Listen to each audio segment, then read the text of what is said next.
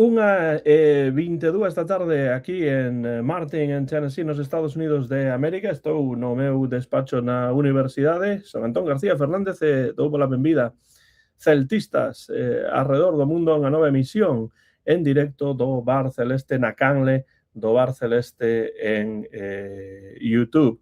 Partido importante o que ten que xogar mañá o Celta entre semana co Barcelona.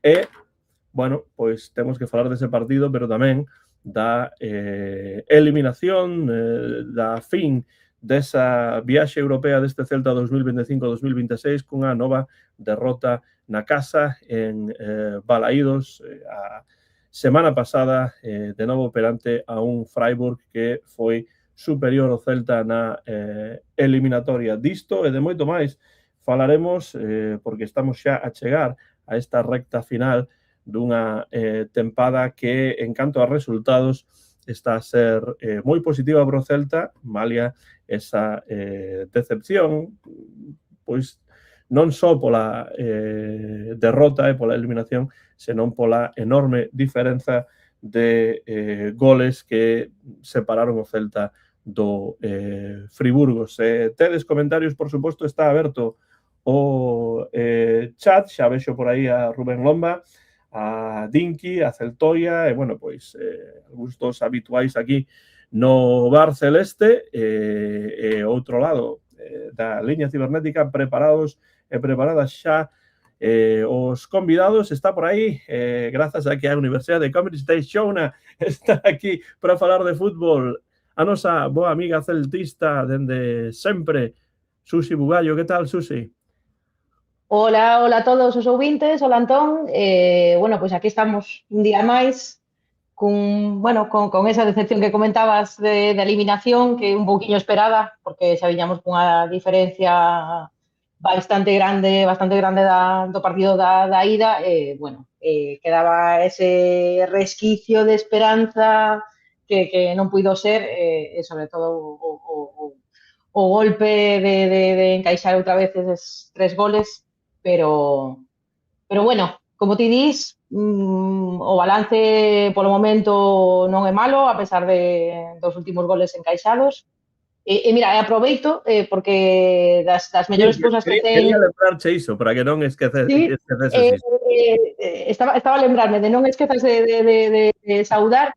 En Balaídos outro día tiven a sorte de poder saudar a un par de habituais do Bar Celeste por unha banda, Mario, que colaborou aquí no programa con nós, que atopamos nos antes do partido. Mandoulle unha aperta dende aquí. Tiven a sorte tamén de poder saudar a un ouvinte que non coñecía, que tamén achegouse a mandarnos saúdos a todo o Bar Celeste ao rematar o partido. Estuvemos a falar un pouquiño do que pasara en Balaídos. Nada, unha aperta para David tamén, que xa me comentou que adoita escoitar o programa mentres traballa, que tocalle traballar polas noites, así que nada, David, esperamos seguir véndote por aquí, por esta canle. Pois unha aperta para todos eles, bueno, claro, é unha das boas cousas desta red social que é YouTube, plataforma que é YouTube, que dá a oportunidade de escoitar o programa en directo, se é posible, pero tamén aí está guardado para escoitalo en calquera intre, así que unha aperta para todos eles. Bueno, tamén hai que dicir que Mario pode que apareza hoxe polo programa porque está convidado, pero depende un pouco de certas cousas que ten que facer. Se aparece, pois por aquí estará. O que sí está seguro, outro lado da liña, xa preparado en Vigo, é o noso amigo celtista, profesor titular de Filoloxía Inglesa na Universidade de Vigo, vestido de celeste como ten que ser, o noso amigo Jorge Luis Bueno. Que tal, Jorge? Como vai todo? Que tal? Como estades? Pois nada, aquí para ver se podemos falar un pouquiño non soamente do que foi ese final, ¿no? de a nosa participación na Europa League, Penso que, bueno, foi un final duro, no por esperado, ¿no? Como decía Susi antes, non deixou de ser duro. Quizáis a única parte máis positiva foi que, polo menos, comparando os dous partidos, este partido na casa foi un chisquiño menos complexo, ¿no? Digamos que alá en Friburg pasáronos por riba e fixemos, pues, non o ridículo, pero casi. O outro día non. O outro día, por lo menos, bueno, se perdeu ante un equipo superior, pero realmente non foi esa sensación de facelo mal todo o tempo, ¿no? E bueno, tamén para pensar, ¿no? En reflexionar o que foi este ano europeo, que penso que temos que estar contentos, ¿no? Cuartos de final é chegar bastante arriba, a xente que pasou, pues, toda ten uns proxectos e unha capacidade, ¿no? Sobre o papel, pues, bastante mellor que a nós, ¿no? Tamén mirado o que pasou o Betis, que pensaba que estaba todo feito, e ao final, pues, un equipo como Braga, pues, meteulle 4, ¿no? Tamén cun global de bastante consideración. Na Europa sempre que é complexo, penso que debemos de salientar o papel que fixemos, unha mágoa non poder continuar, pero xa pensar tamén, pues, no que nos queda por diante, ¿no?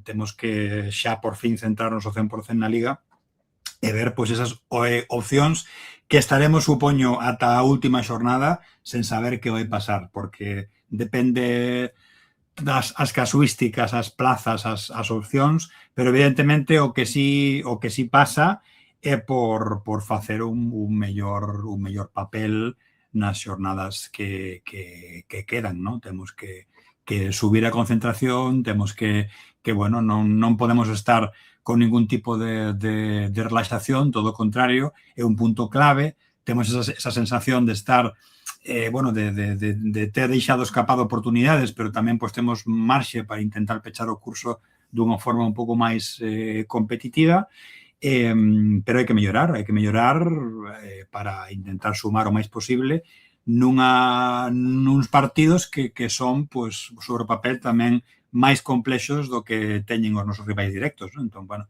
hai moito que discutir hoxe. Bueno, sí, ademais, vexo xa comentarios de algúns seguidores do VAR, de algúns ouvintes do VAR. Por exemplo, aquí Víctor di: las goleadas abultadas para mí son difíciles de aceptar y el Friburgo nos bajó a la realidad, demasiada diferencia de físico, calidad, fútbol, pero había que plantear el partido por lo menos para resistir. Engade que claro que a principio de temporada hubiera firmado cuartos de UEFA y sexto puesto en Liga, pero desde que perdimos a Starfelt y Miguel Román, el equipo se desvertebró. Dice también Rubén Lomba que para él o Teito do Celta estaba en cuartos, di que os equipos de cuartos son máis feitos co Celta, proxectos no seu mellor momento e o noso ven de comezar e ten que madurar físicamente e, bueno, pois non sei, tendo en conta estes comentarios que xa estamos a recibir que analizan un pouco esa eliminatoria, como podedes vos explicar esa derrota, non a derrota en sí, senón o 6-1 no global perante un Freiburg que realmente foi un equipo nesta eliminatoria, ao menos, moi superior ao Real Club Celta de Vigo. Podes explicar simplemente por esa superioridade ou hai algo máis que se pode dicir? Unha mestura de ambas cousas, penso eu. Que dicir, superioridade é evidente, son xogadores moito máis físicos, moito máis feitos, por así decir, e teñen moita calidade. O sea, realmente os goles que meteron en Balaídos foron tamén como os goles de Freiburg, golazos auténticos. Agás o primeiro, que foi este rebote extraño, o resto, pois sí que realmente estivo bastante ben, non? E xogadores moi rápidos, moi técnicos, non? Nós si temos calidade, pero chegamos nun momento da tempada onde a falta física é máis que evidente. E tamén, pois, é certo, non? Antes se mencionaba que bueno, a baixa de Starfelt e a baixa de Miguel Román notase, pero notase porque é un feito que xa falamos, non? Temos unha plantilla moi curta, moi descompensada, moi curta para xogar competicións tan longas como esta, non? Eu tamén penso que unha vez que se chega a este teito no que estábamos, despois de perder ali 3-0 con ese papel tan lamentable que dimos, penso que a orientación tiña que ser centrarse na Liga, non tirar o partido, pero penso que se estivo aí ata o último momento pensando que se podía remontar e iso pues lastrou bastante os partidos de Liga previos que foron, aí sí que fixemos o ridículo en dous deles e claro, non fomos quen, xogamos outro día pues ben 10-15 minutos da primeira parte e ben 20-25 da segunda. Seguimos a ter o problema de que non conseguimos ter 90 minutos completos dun bo xogo, ¿no? E eso tamén lastrounos moito. Sí.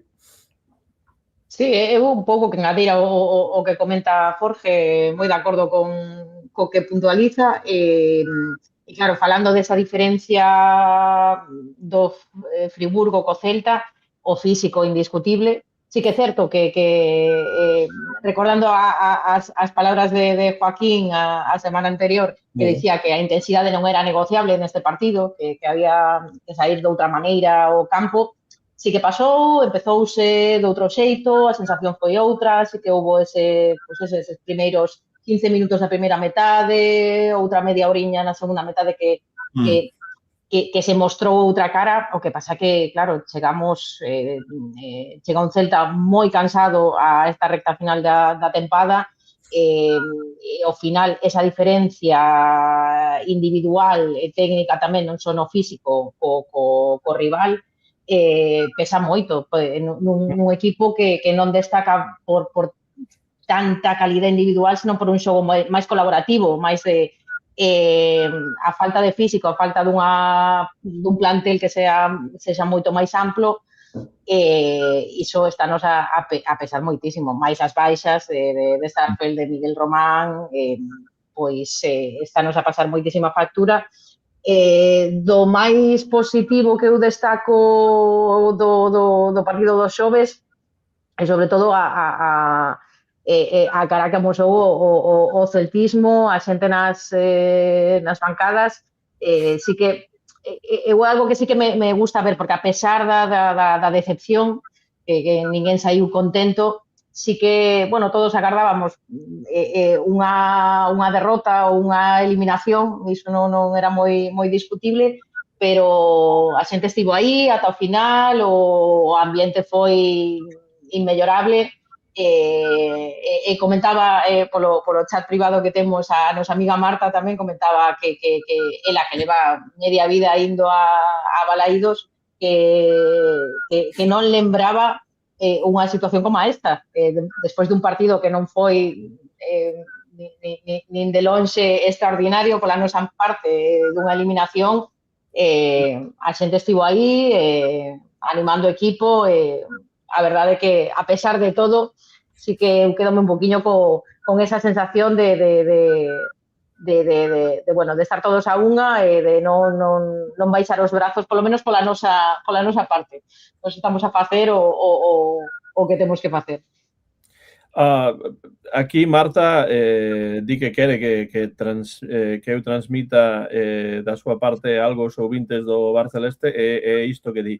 Creo que lo vivido el otro día, antes, durante, pero sobre todo al terminar el partido, nunca lo había vivido. Y mirad que llevo años siguiendo al Celta y yendo a Balaídos. Ni siquiera en la época dorada de Europa. Champions y demás. Vivimos esa comunión entre equipo y afición, esa identificación con los valores que distinguen al Celta, afouteza e corazón. No fui consciente en el momento, fui después de pasadas unas horas que me di cuenta de ello y fue muy emocionante, la verdad. ¿Cómo vivisteis vos ese partido? Vos que estabades en Balaídos, eu, bueno, vivino dende o sillón, no? da miña casa, por desgracia non podo estar en Balaídos dende hai moitos anos xa, pero claro, sería mestura de emoción e tamén un pouco de decepción, non? Jorge, Susi, como vivistes este partido? Sí, pues realmente, a ver, penso que era un momento importante, ¿no? Por todo vivido a tempada. É verdade que que a afección penso que este ano non somente en Europa, tamén en Liga, pero o tema de Europa era especial, non? Sempre se falaba dese premio do ano pasado, esa idea, ¿no? de voltar a Europa, ¿no? como grito, como berro de guerra do ano pasado, que se está a producir todavía este ano. Penso que tamén o importante é ese, a xente teñe ganas de continuar, ¿no? de seguir nesa marea. E penso que a pesar de que todo o mundo tiña claro que era complexo pasar, si había esa sensación de, bueno, por nós non vai quedar, un pouco se reafirma esa comunión que decía Susi antes, ¿no? É verdade, se algo se está a conseguir nestes tempos, tamén penso porque se houvese outro adestrador distinto, se non houveses tantos xogadores da canteira, se non tiveramos esta sensación de isto é Celta de Vigo ADN 100%, a xente non estaría tan volcada, tan integrada. Eu estou de acordo con iso, Jorge, porque eu penso que se o proxecto con Benítez, que realmente era o proxecto que se quería facer, gustase ou non gustase, ese era o proxecto que se quería facer. Se tivese funcionado, evidentemente estaríamos contentos, pero penso que este elemento da casa, é importante. tanto no banco como con xogadores tamén, é moi importante, non? Polo que comentas. É importante, eso realmente pasa nos grandes equipos europeos e incluso nos pequenos, ¿no? Sempre que se dan esa conxunción de adestrador da casa, xogadores da canteira, xogadores vos da casa que aínda siguen, xente volcada, realmente, claro, que é a conxunción perfecta, ¿no? E agora estamos nese momento. Penso que o clube faría bastante mal en desaproveitar iso, ¿no? Sempre falamos disto ao final das tempadas, ¿no? Moi ben a renovación de Giraldez, continuamos co proxecto, pero realmente se segue a querer no proxecto, hai que empezar a facer algunha cousa un pouco distinta de cara ao ano que ven, ¿no? Sobre todo se conseguimos de novo a clasificación europea, ¿no? Para o ano que ven, que penso que sería un éxito absoluto nesta tempada. O sea, xa non falar de permanencia, que eso xa está, pero realmente se conseguimos, temos un chisco de sorte e somos quen de estar aí sextos cando acabe a tempada e clasificar por segunda vez consecutiva de novo para Europa, penso que sería o triunfo deste modelo, non? E aí sí que habría que apostar por ele, non? E foi moi emotivo realmente, os meus fillos, ainda os maiores tamén, pois, coa lagrimiña, porque ese momento de decir isto estuvo ben, e sobre todo a lagrimiña por eso, non? Porque os xogadores responderon moi ben, a xente non marchou, a xente quedou bastante, non o estadio 100%, pero casi. Realmente o do outro día foi un momento moi emotivo deses que fan celtismo, ¿no? Que os máis cativos lembrarán cando sexan maiores, ¿no? Eso foi moi bonito realmente. Sí, eu vino de maneira moi similar. Ao final foi sobre todo ese postpartido con Iago a cabeza, agardando, agradecendo os afeccionados.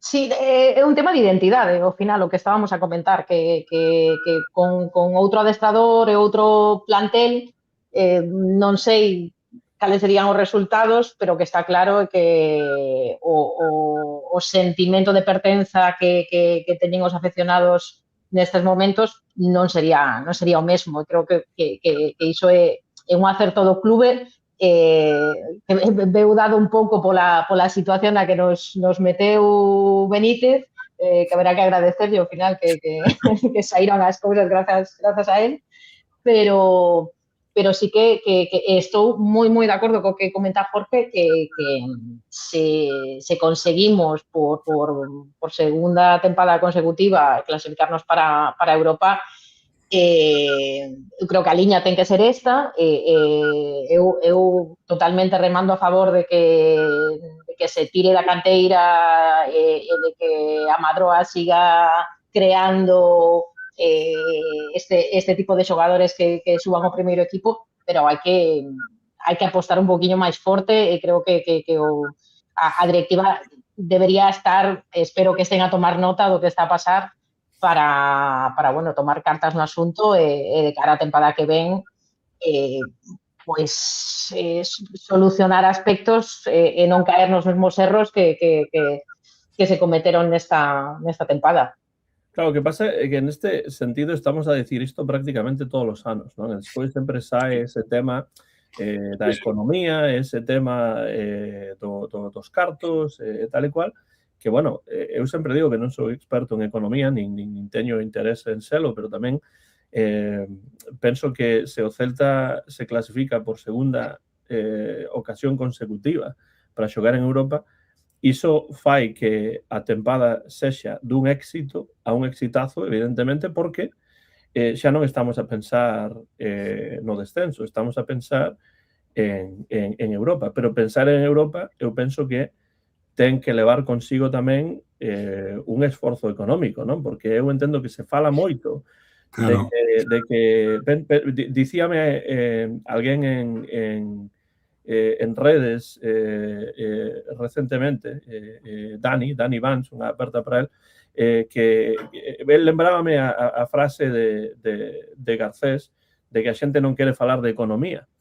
Eu penso que non é que a xente non queira falar de economía. Penso que o problema é que se utilizamos esa situación económica como unha excusa para non reforzar o equipo, dá a sensación de que as cousas quizáis non se están a facer tan ben, porque como é posible que o Celta non teña a posibilidade de reforzar o equipo un pouco para que este proxecto poida continuar, porque evidentemente só con canteira é moi difícil que o proxecto poida consolidarse, non? Está claro, creo que eso viuse este ano é un exemplo paradigmático do que dis, non?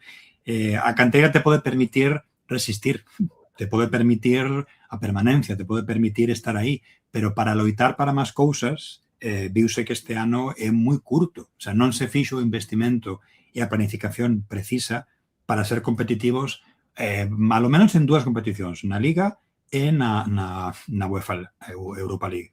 Porque xusto cando chegou o momento definitivo, houbo que tomar decisión. Se penso que aí tamén temos que ser críticos. Eu penso que nos últimos partidos non se pensou ben o tema ligueiro por esa idea de intentar chegar o máis longe posible en Europa, non? E penso que tamén a xente estaba coa mente noutro momento e parte das derrotas do Oviedo e do Alavés viñeron por aí. Quer dizer, si ti xa tes esa idea de que, bueno, podes non pasar porque o partido de ida perdiches 3-0, claro, o que non podes ter unha dinámica recente tan irregular, non? É que nas últimas 5 xornadas de Liga o Celta sumou só unha victoria.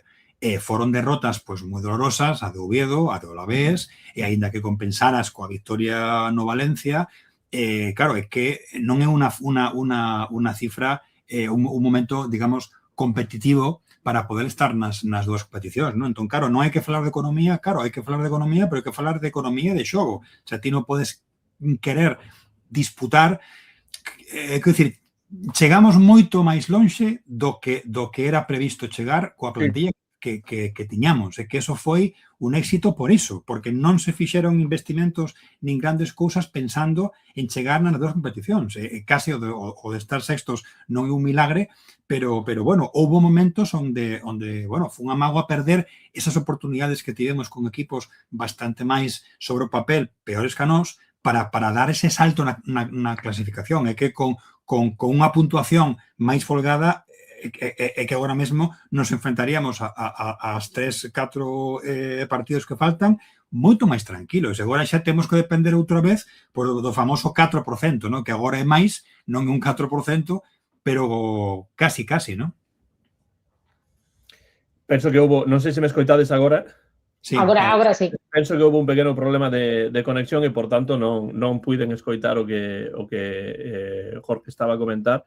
Quedeime nesa parte na que falabas da necesidade de mesturar economía con xogo tamén. Sí, un pouco estou moi de acordo co que sinalas aí de Víctor CS, ¿no? Que evidentemente esas 3 oportunidades que tivemos para estar quintos non son admisibles a un nivel de competición superior. Quer dizer, os partidos na casa son moi reprochables, aí estou de acordo con él. Penso que hubo momentos onde, aínda que non se dixera abertamente se apostou por nadar, guardar a roupa, intentar estar nas dúas cousas, pero penso que do outro día pois xa non na tempo. Non? Sobre todo porque se queres voltar o ano que ven para poder ter ese éxito de competir 2 anos ou 2 tempadas consecutivas, era importante non perder todos eses puntos. Non? Entón, bueno, hai opcións todavía, claro que sí, pero realmente xa non dependen tanto de ti o 100%. Non? Sobre todo porque parte do calendario, Susi, non vai ser nada doado. Xa mañá o Celta xoga contra o Barça. O Barça o que lle queda é a Liga, que eu penso que vai gañar, e despois tamén o Villarreal, que son 2 partidos realmente complicados, moito máis difíciles do que en principio sería o Alavés ou o Oviedo. En eses 2 partidos o Celta incomprensiblemente pois non conseguiu rascar ningún punto. Claro, que ademais, pensando non só en todas esas oportunidades perdidas de poder poñernos en quinta posición, e que ademais tivemos a sorte de que moitos dos nosos rivais directos perderon ou non puntuaron ou empataron, tivemos a sorte de que acompañaron o resultado do resto dos equipos, e foi unha mágoa non aproveitar aínda esas oportunidades maiores de ter unha diferencia maior na táboa. Os 7 partidos que quedan, sí, é unha recta final de tempada complicada, comezando por eses 2 partidos fora da casa, en Barcelona e en Villarreal. En Villarreal, sí. Pero despois tamén ven o Elche aquí a Balaídos, que polo que estamos a ver, xa nos pasou contra o Oviedo sendo colista, non hai absolutamente ningún partido sinxelo, e máis cando estamos afrontando este final de tempada no que nos estamos tranquilos en canto a permanencia, pero ímonos enfrontar a algúns equipos que non teñen a permanencia asegurada e que van ir con todo, van ser partidos moi complicados. Chegando como estamos baixo mínimos en canto a plantel físico, pois veremos como plantexa Claudio estas últimas xornadas. Que se xuntan esas 2 cousas, non somente temos sobre o papel o calendario, penso eu, máis complicado dos equipos, non? Máis complicado que o Betis, que o Real, que o Getafe, que o Osasuna, sen dúbida, o temos moito máis complicado, pero tamén estamos no pior momento de forma. Claro, que eso é o que a mí me preocupa. A mí me preocupa iso, volver a intentar xogar eses 7 partidos que faltan, recuperando as boas sensacións que nos deixou pois, a primeira parte do Alavés e o partido do Valencia. Claro, que complexo voltar a iso, non? É que esa é a cuestión. E agora vou presentar o cuarto convidado que xa está aí preparado, pero quería dicir antes que sí, que o Freiburg, sen dúbida, é mellor equipo que o Celta, pero é que, ademais diso, chega ao Freiburg en moito mellor momento que o Celta. O Celta, probablemente, nun dos momentos máis baixos da tempada, entón, iso tamén axuda a explicar esa, non só a derrota, senón a diferenza que se viu no campo e a diferenza que se viu no marcador tamén, non? Entón, o que me preocupa é que esta eliminatoria contra o Freiburg sexa un exemplo do que resta de tempada pro Celta, simplemente pola situación física, psicolóxica, etcétera, na que penso que se atopa o equipo. Pero, bueno, evidentemente, os partidos hai que xogalos, os partidos de remate de tempada sempre adoitan dar resultados curiosos e sorprendentes, entón é difícil falar desta parte final da tempada tendo un xeito totalmente racional, non? Pero, bueno, o outro lado da liña está tamén preparado xa en Suecia o noso amigo Cumbias. Que tal, Joaquín? Como vai todo? ¿Qué tal? ¿Cómo andamos? ¿Todo bien por ali? Pois ben, estamos, como podes escoitar, falando un pouco do partido fronte ao Friburgo en Vigo, das sensacións que tivemos vendo o encontro, un pouco como preparación para falar un pouco tamén da tempada en xeral en Europa do Celta e do que resta na Liga, porque realmente estamos a agardar partidos complicados nesta parte final da tempada. Sensacións, Joaquín, despois desa eliminación do Celta por 6-1 no global fronte ao Friburgo? que non deu. Para mí moito que reclamar ou motivos para estar para exixir máis na ida, pero na volta non deu. O equipo intentou, pero bueno, é que non xeramos ningún tipo de ocasión na primeira parte. Intentamos, tiñamos enerxía, non deu. Este equipo, como ben decíades, que estive escoitando un par de minutos, porque veño agora do curro, nada, estaba escoitando que, bueno, o Celta chega nun momento moi baixo, non é casualidade cando perdes 3-4 co Alavés, 0-3 co Oviedo, o Friburgo pois dá unha sensación de equipo pois moi superior, que ata o 0-3 o Celta non tivo case ninguna ocasión clara de gol. Pois moi, bueno, en parte triste, en parte pois creo que non, que este era o teito do Celta, era o teito do Celta e por motivos quizáis outro ano pase o contrario, cheguemos ao final de tempada no noso mellor momento, con todos os xogadores nun estado físico pois bueno, deslumbrante, pero non foi o caso.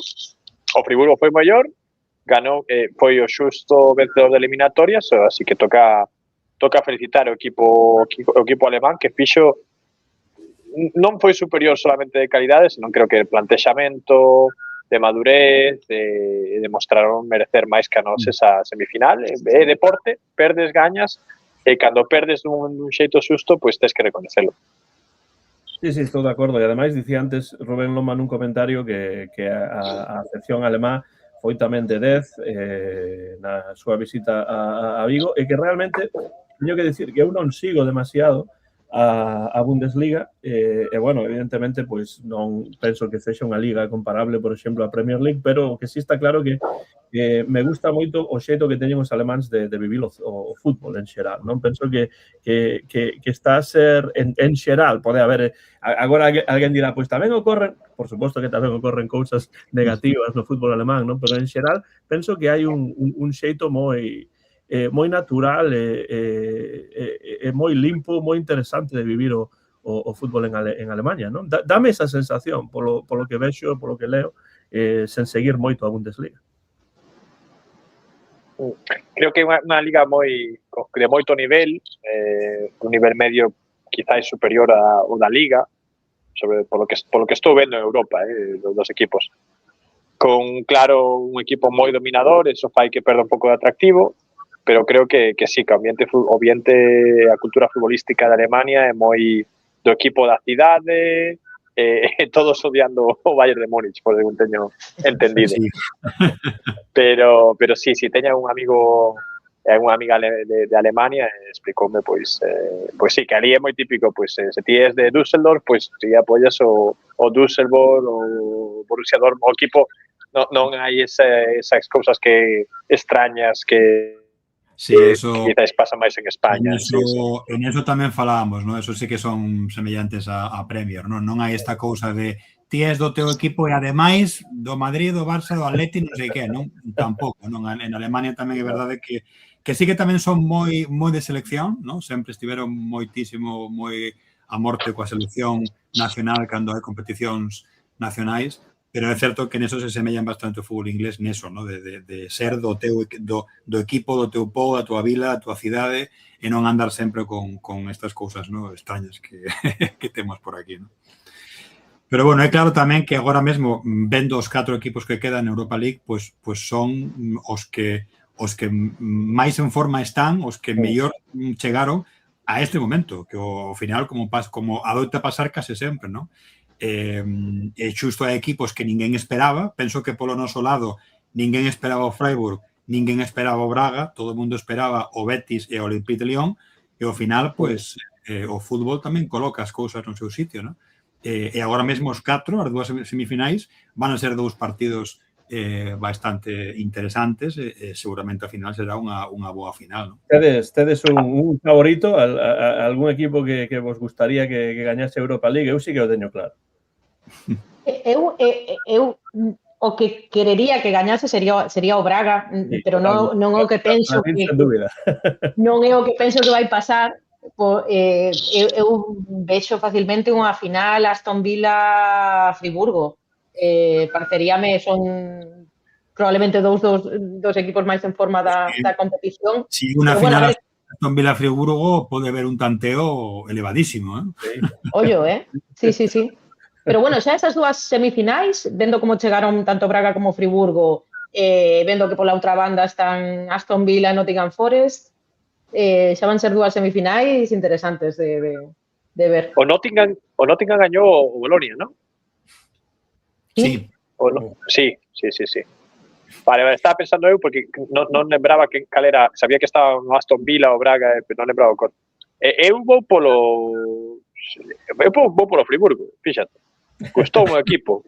Sí, gustou o meu equipo, o Braga non me di moito tampouco, ainda que sexa por proximidade non me transmite moito ese equipo. Vigo algún partido contra o Betis, o partido contra o Betis e tal, non? Os ingleses danme un pouco de pereza xa nas competicións europeas. Así que sí, eu Friburgo, da Selva Negra de toda a vida. Eu, a pesar de que no Aston Villa xogue John McGinn, que eu animo a selección escocesa a morte, preferiría que quedase o Nottingham Forest pola cosa romántica e sentimental do que foi no seu tempo, que é un equipo sempre que ten pois esa conexión literaria co Robin Hood e as baladas, e o Bosque de Nottingham sempre é un nome moi fermoso para un equipo de fútbol. Hai moito tempo que non que pasou moitísimo en segunda división e hai un pouco que está por aí e que quedasen outro título europeo que sumar as dúas Copas de Europa que teñen, pois sería... Dos 70, non? Son dos 70 os Champions do... Sería ben o de roubar ricos para... Europa, sí, seguidas, ¿no? Foi aquel equipo mítico de Brian Clough. Sí, son Encore, pero sí Encore difuminado un pouco, ¿no? Encore difuminado, sí, son Encore difuminado. Sepia, tono sepia. Sí. Para mí o Braga, o do Braga non estaría mal tamén por proximidade, realmente. Claro, a mí sempre me gusta ver que o fútbol portugués funciona e gaña, non? Sobre todo, pues equipos así que non son eses top de Benfica, Porto, etcétera, non? Como Braga, que é un moi bo equipo, pero non é o primeiro equipo no que un pensa cando pensa na historia do fútbol portugués, non? Hai outros. Entón, a mí gustaría o Braga, ese non, como eu son moi anglófilo neste sentido, pois calquera dos dous equipos ingleses. Menos o Friburgo, Antón, menos o Friburgo, calquera. Pero non porque teña gañado Celta, simplemente porque os outros son... Claro, se os outros equipos tivesen sido, pois non sei, equipos non ingleses, pois entón sí que eu iría máis polo Friburgo. Pero, por certo... Pero Portugal primeiro e despois Inglaterra. Por certo, que sentido tivo o primeiro gol do Friburgo? O sea, que clase de golazo? Por qué? Que foi a deixadiñas de cabeza que deixou... E logo a volea... Como enganchou? Como nun adestramento. Mi madriña. Sí, a volea foi... Eu estaba flipando. Sí. Se revisas o global dos 6 goles, foron uns goles espectaculares, ¿no? Realmente incontestables, que tamén é unha cosa de decir, bueno, pues evidentemente foi un equipo superior, a min daríame é sempre peor cando perdes de mala maneira con goles de merda, ¿no? Pero cando un equipo xoga mellor e realmente mete unos golazos, pues, bueno, pues xa está, quitas o sombreiro e punto, que non é. Sí, para min ese primeiro gol, pues no la boa, pues vale. Que vamos a hacer?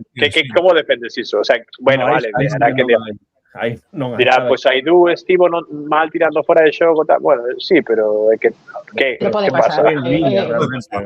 O fútbol é iso tamén. A mí sorprendeume a sangue fría do Friburgo. O sea, o Celta presionaba, iba duro, e o Friburgo, cunha calidade, unha experiencia, deixoume atónito, atónito. Unha capacidade de sair da presión. A mí realmente eu estaba vendo os dos partidos e pensaba, eu non sei por que se pensaba que o Olympique de Lyon era clarísimo favorito, cando eu penso que o Friburgo xogou moitísimo mellor do que xogou o Olympique de Lyon. Anos luz, anos luz. Moito máis equipo, sí. Quería ser interesante, moito máis interesante a eliminatoria Celta-Lyon sen eses cartóns vermellos, non? Pues 11 contra 11 nos dous partidos, teria sido realmente moi interesante, non moito máis do que foi, pero bueno, sen dúbida, despois da vitoria fronte ao Lyon, moitos agardábamos máis do Celta e o Celta chegou fronte ao Friburgo, pois fundido. Unha situación moi diferente, totalmente fundido, como dicides. 1-1, Mallorca-Valencia, 1-0 gañou o Athletic o Osasuna de Rubén Lomba. Bueno, pois aí están as cousas, non? Para min, eses dous partidos, pois xa non se pode voltar atrás. O Celta perdeu 2 partidos moi importantes para conseguir ese obxectivo en Liga. Pero gustaríame, a lo menos, adicar unhas verbas a valoración da tempada europea deste Celta. Dicía Rubén Lomba, tamén dicía Joaquín, que o teito do Celta estaba en cuartos, aí chegou o Celta. Como valorades esta volta do Celta a Europa e como valora tamén, por suposto, a audiencia do VAR no chat? De notable, non? Nos estaremos de acordo. Notable, baixo, 7,5, non? Sí, eu pensaba niso, un 7, 7,5, porque realmente, a ver, o falamos un pouco antes, non? O chegamos máis lonxe, penso, do que moita xente pensaba co que tiñamos, non? E realmente, pois, non se chegou máis arriba porque o que temos é o que hai, o fondo de armario dá para o que dá, e realmente, se xa todos falamos que o éxito sería pasar da fase de grupos, non somente pasamos da fase de grupos con certa solvencia, senón que fixemos un par de eliminatorias. Pasamos 2 eliminatorias, sí. Claro, que eso é moi importante, non? É moi importante. Para como é as condicións actuais do equipo, non? E ter esa sensación outra vez europea que tanto queríamos de facelo ben, non? De non facer ridículos ningún, hagas un partido ou dous, pero o resto, pois, fixo moi ben e un notable claro, non? Está de acordo Celtoia tamén con Jorge, que di a tempada europea con notable. Totalmente. Unha tempada, unha mágoa que a eliminación fose así de dura, caendo con tanta diferencia, pero está claro que o teito era ese. Claro, deixou momentos que van perdurar, que non solamente o do outro día, pero sino o 3-1 contra o PAOK coa homenaxe de Aspas, realmente, claro, foron momentos que van quedar, ¿no? Como debe, ¿no? Desta tempada da soñada volta a Europa, e realmente, bueno, se chegou ata onde se pudo chegar, pero quedaron momentos importantes que penso que van estar aí na historia do celtismo. Sí, e como se fai tamén. Sí. E como se fai camiño tamén. Que temos que competir e chegar. É moi complicado chegar ás primeiras de cambio despois de 10 anos en xogar a Europa e chegar a unha final ou gañar o título da Europa League. Temos que competir, seguir así, para ter unha planificación deportiva de acordo ás tempadas europeas, se seguimos en postos europeos que está por ver. Bueno, eu estou contento. Sí que é certo que a eliminación foi moi clara. Eu creo que se perderamos un balance de un 4-2 ou un 5-3, o Friburgo daría un 7,5 a tempada, doi un 7, porque creo que estivemos curtos, deixamos algún momento, como decíades, bo na fase de grupos, deixamos tamén o día do Ferencváros, o día do Bolonia, pero bueno, en xeral, chegar a cuartos de Europa League, ainda que non estivésemos en ningún momento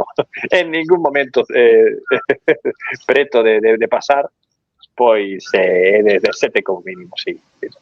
Eu penso que realmente o Celta chegou para min por riba do que a planificación dicía. Eso é o que eu diría, non? Por tanto, pois hai que darlle un notable, non? Hai que darlle un notable aos xogadores, a Claudio especificamente, e tamén pois notar que houve algúns puntos un pouco máis escuros, o partido contra o Ludogorets, por exemplo, por suposto, este 6-1 pois é un resultado abultado e iso fai pois que para min pois non é un eito como Rubén, por exemplo, pero sí un notable, porque excedeu as miñas expectativas realmente. Teño que ser xusto con iso, non? Eu falaba ao comezo da tempada sobre a posibilidade de pasar da fase de liguiña, iso pasou, e non só iso, senón que se conseguiu eliminar o Lyon e despois, bueno, pues a caída foi como naquela película de Humphrey Bogart, ¿no? Más dura será la caída, pois caímos con moita forza, ¿no?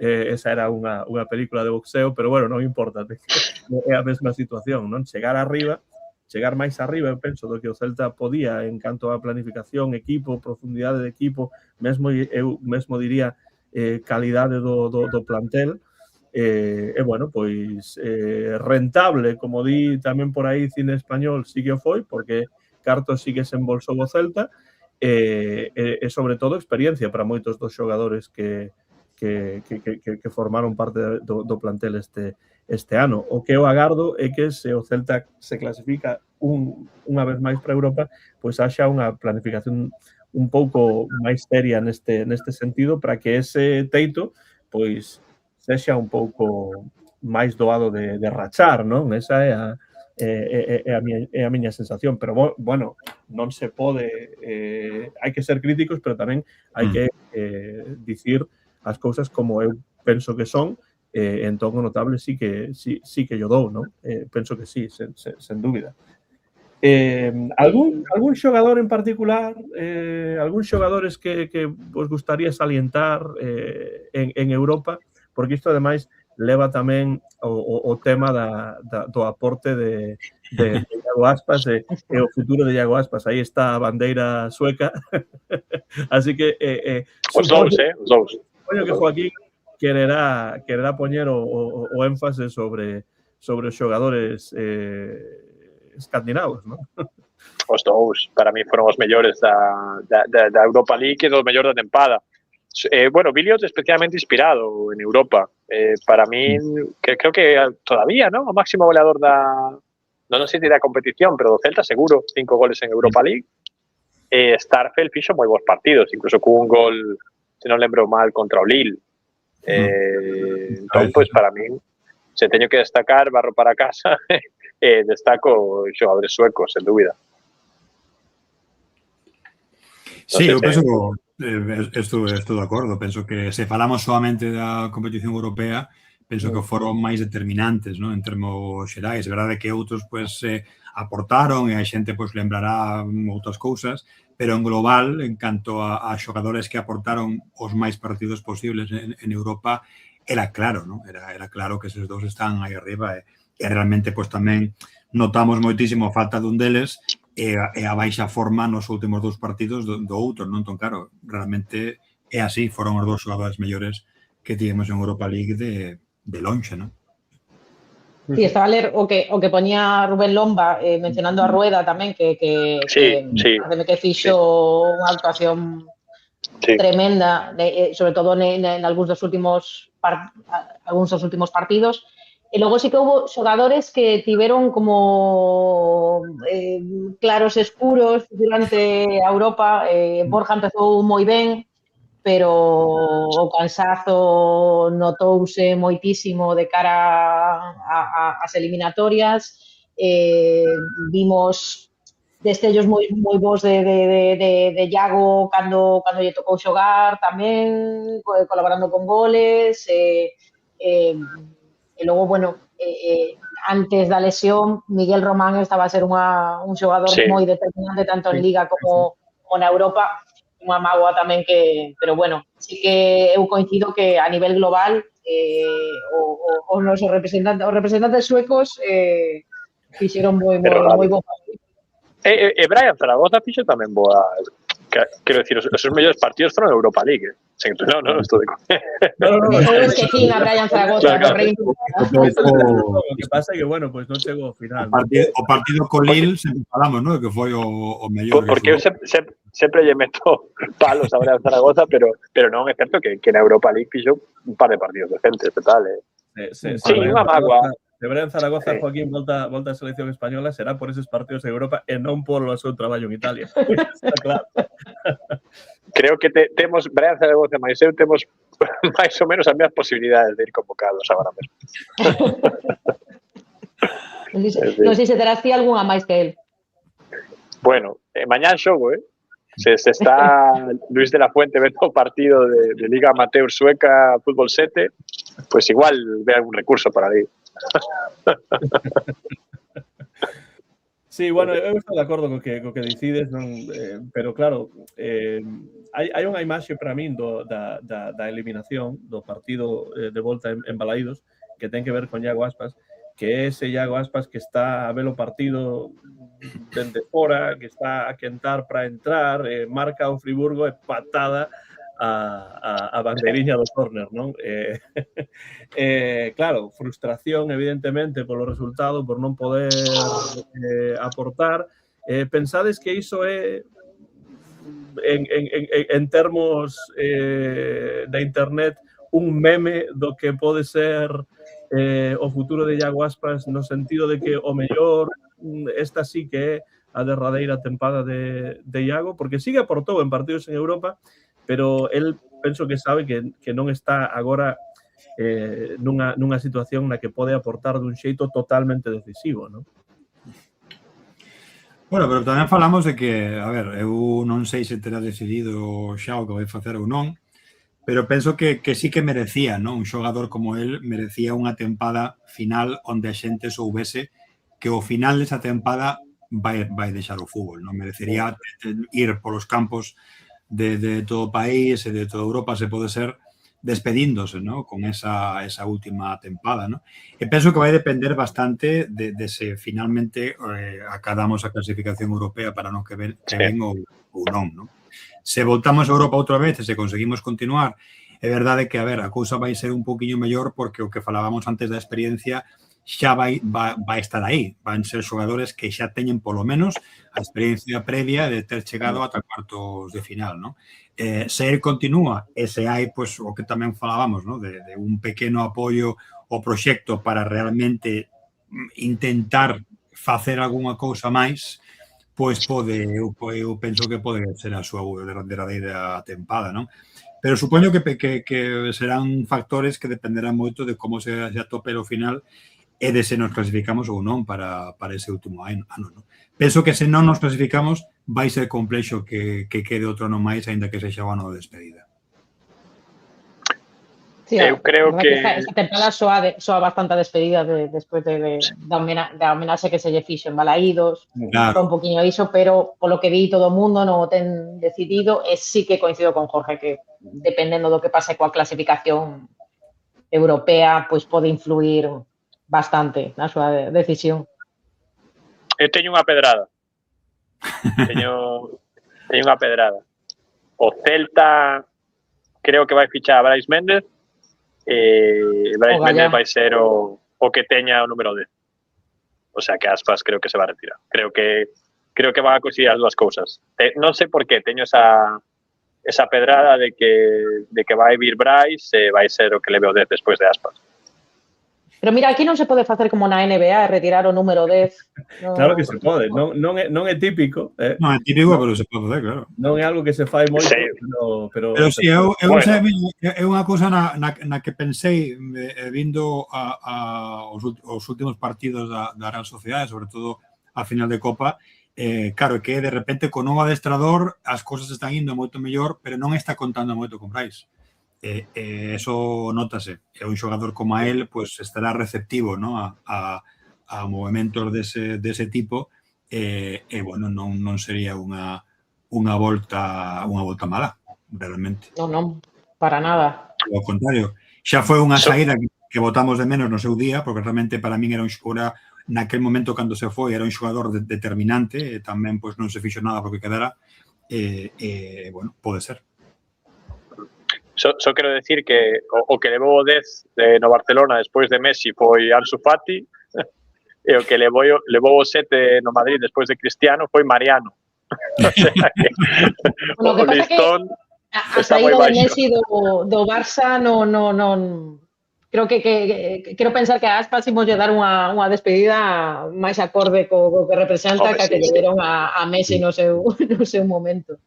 Sí, non creo que pase, pero bueno, si esas cosas pasan de que non imaginamos o outro número 10, pero eu penso que se va a retirar, penso que non sei, sabe como está chegando a final de tempada, un nivel bastante baixo para que el só a motivación de xogar unha boa competición europea. Eu non sei se lle compensa quedar para xogar Conference 15 minutos en Turquía contra o Trabzonspor, non sei. Se fora Champions League, porque tivemos a posibilidade. Sí, sí. Pero ao final o tema da conference é que falamos o de sempre, ¿no? A conference sempre é un título que para un equipo como o Celta está pois máis a man que a outros, entón ten un pouco máis de prestixio que a Intertoto, ¿no? Entón, bueno, a idea esta de... É un pouco trampa, Jorge, é un pouco trampa, porque igual, quero decir, que igual que o Chelsea a conference o ano que ven, sabes? Claro, é que nunca sabes, lembrade, o ano pasado gañou o Chelsea, entón, claro, é que te pode caer un equipo que teña unha mala liga e de repente pois tes que xogar a conference co Chelsea, co Liverpool ou con algún italiano que tamén este aí, que sea destes, e xa está. Para casa, xa está. Sí, ¿no? Sí, de feito, xa que decides isto, hai unha pregunta de Rubén Lomba que é precisamente esa. Preferides clasificar a Europa League ou ir a Conference? Eu teño moi claro a resposta a isto, que é que a min me gustaría que o Celta xogase na mellor competición posible. Porque o escaparate é meirande, é mellor pro equipo, pro clube, non?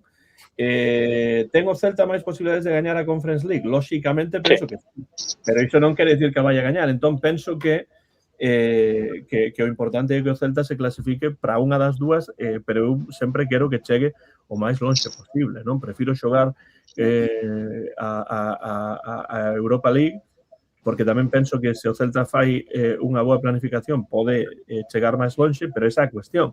Penso que tamén a planificación ten que depender un pouco do que se consiga, senón non ten sentido unha cousa nin outra, non? Por exemplo, se levamos o seguinte nivel, que preferimos, Champions League ou Europa League? Está clarísimo, non? Quero decir, claro, prefiro que opcións, ¿no? Evidentemente que ten máis opcións, ¿no? Como lle pasou o Girona o Atleti de Bilbao este ano, seguramente, ¿no? Sí. Quedas na fase de liguilla ali abaixo de todo, ¿no? Pero claro, de partida, que nunca sabes, canto máis competitivo sexa o que pode xogar, pois moito mellor, ¿no? Está claro que pode haber moitos mellores partidos e un escaparate de fútbol moito mellor, xogar canto máis arriba mellor, ¿no? Sí, eu iso teño claro, pero bueno, claro, o Celta xa xogou Champions, xa xogou UEFA e Europa League e agora pois falta a Conference, non? Así que se clasifica para a Conference, pois evidentemente estaremos contentos. Hai outra pregunta para que eu tamén teño clarísima a resposta, que é esta que tamén nos fai Rubén Lomba. ¿Creéis que Starfelt se está borrando para ir sano al Mundial? Lo digo por la pasta extra que se va a llevar. Para mí, non. Sen dúbida, eu diría que non, porque penso que Starfelt sempre, con seus altibaixos, sempre demostrou ser un verdadeiro profesional. Entón, eu non vexo esta idea, porque isto xa o vin en redes, pois que se fala moito desta cuestión. A mí este tipo de conspiracións, de teorías conspiratorias, me pouco recomendables, non? Sobre todo porque se a túa aspiración é xogar o Mundial en condicións, non vas chegar en forma se non xogas os 7 partidos que quedan, non? En canto estea ben de saúde, vai xogar, vamos, teño a máis mínima dúbida, non? Porque está a pensar, sí. Sí. Claro. Non é indiscutible, con Suecia tampouco, Non, máis supónse que o teu rendemento no campo é o que determina se vas convocado ou non. Estarse a reservar para algo que pode que non pase, ao final... Tivo un bo papel na eliminatoria, pero realmente, como di Joaquín, non é indiscutible. Seguramente, pues, é lóxico, ¿no?, que unha persoa como él estea na lista final, pero realmente eu penso que non vai estar, vamos, para nada está especulando con iso, para nada. Pinches a imaxe de Starfelt cunha americana ou cunha chaqueta do Celta na grada. Non sei, vistes? Sí. Sí, saiu unha retransmisión. Sí, saiu Starfelt cunha americana co escudo do Celta e tal. E o tipo ten unha planta impresionante. É que falamos temas outro día, ¿no? Os diferentes tipos de suecos, pero non imos voltar sobre iso. No. O tipo, a verdade, que teríamos que poñer a modelar as camisetas do Celta e vendíamos, vamos, moitísimo máis. Porque o tío ten unha planta de modelo, vamos, tremenda. A fisionomía de Elliot e de Starfelt non é a mesma, non?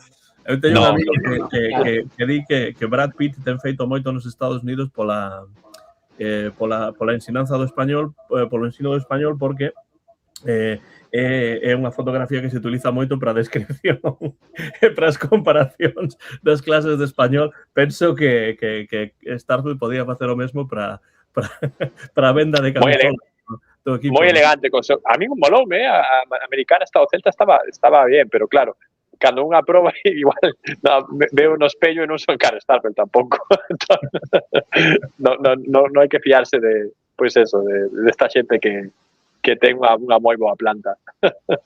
Pero bueno, non, despois da pregunta, non creo que, a ver, Starfelt xogou, por suposto que os partidos, e quizáis con algunha molestia, pero bueno, eran partidos moi importantes para Suecia. Eu non sei por qué, pois estáse, pero quero decir que o Celta non se caeu só por Starfelt, o Celta foi un desastre en ataque e en defensa, porque non lle metemos, vamos a culpar a Starfelt de non meterlle un triste gol ao Oviedo, ou que o Friburgo sexa 10 veces o equipo que somos agora mesmo. Non é por buscar culpables e por non admitir que, bueno. O problema, Joaquín, é que cando non está Starfelt, pois os que están son Eidú, Joel Lago, que é un tipo que é totalmente pouco fiable, porque en calqueira momento pega un golpe. A ti non te gusta, No, a mí gusta, lo que non me gusta é a súa actitude. Entón, pero é un exemplo de como un xogador como Starfelt é ainda máis importante no Celta, porque os que están por debaixo están moi por debaixo en calidade do que é el, non? Por iso eu falaba, porque claro, cando eu critico ou cando alguén no programa critica a planificación deportiva, sempre hai quen di, bueno, é que a economía, é que os cartos, etcétera, o finiquito, a masa salarial, tal e cual. Bueno, pero a realidade, máis alá diso, é que cando un xogador importante como Starfelt non está, pois a súa falta é moito máis evidente, porque os que están por debaixo son xogadores, algúns que non están ainda totalmente feitos e outros pois que xa non están nos seus mellores momentos, como é o caso de Eidú, non? Sí, sobre todo que pegaron un baixón gordo, ¿no? Porque a todos sorprendeunos que a Eidú houve un momento onde parecía que estaba voltando e que recuperaba sensacións, pero de repente, claro, a día de hoxe parece que aquilo foi un espexismo, ¿no? Porque realmente desapareceu. Volveu outra vez o peor Eidú dos últimos tempos e con erros moi groseiros que nos penalizaron moito, ¿no? Entón, claro, é verdade que eso é complicado. É que son xogadores diferentes tamén, Claro, Eidú en defensa de área é moito peor. Eidú é o mellor campo aberto, en defensa que incluso...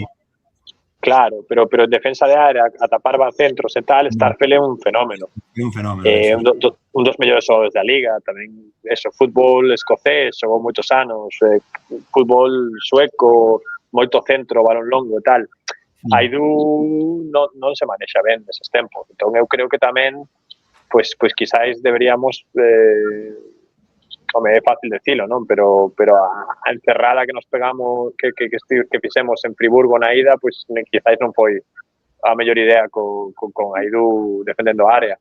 Pero bueno, sí, eu estou de acordo, Antón. Hai que subir o nivel do plantel se queremos subir de nivel como equipo. Eso, cos elementos que temos, estamos facendo unha boa tempada.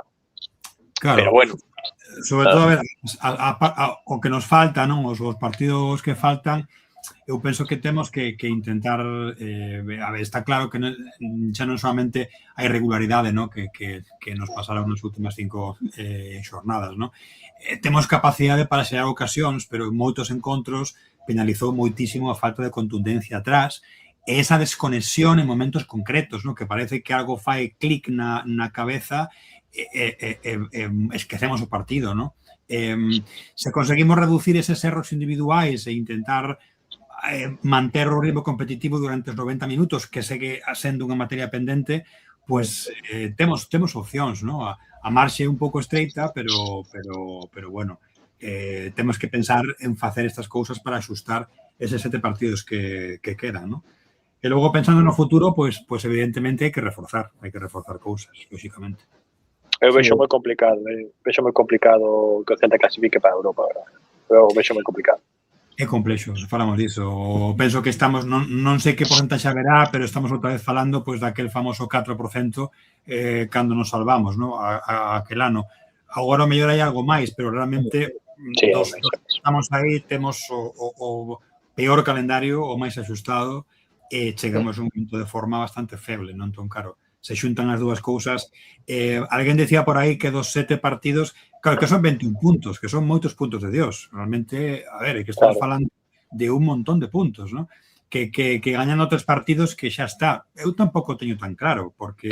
É que agora está complicado tamén, porque a Real gañou a Copa... A Real gañou a Copa, a quinta plaza esta que perdemos, que non vai ser porque Alemania ahora mesmo pues, meteu máis equipos e xa nos vai pasar, non vai estar claro.